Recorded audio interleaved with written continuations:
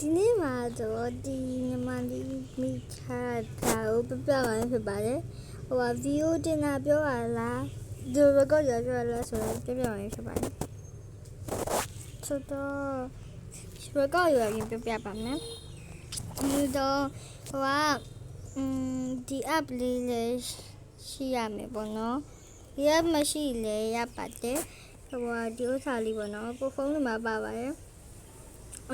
second record ဆိုတာလေးလေsecond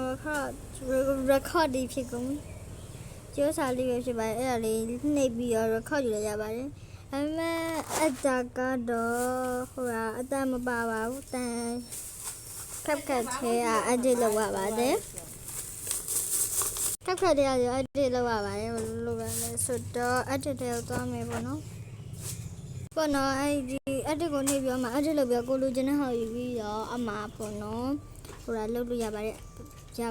အမှားလုပ်လို့ရပါတယ်တခါအဲ့လိုဒီဥစ္စာနဲ့ဟာပါနော်မထဝင်ပြီးတော့အမှား new project ဆိုတာရှိပါတယ်ဒါလေးရှိပါတယ်အဲ့ဒါလေးကိုနှိပ်လိုက်ပါမသိဘူးဒီကျူအပန်ကမသိဘူးဒီကျူကမသိမမေလာတော့မဘာလို့ဖို့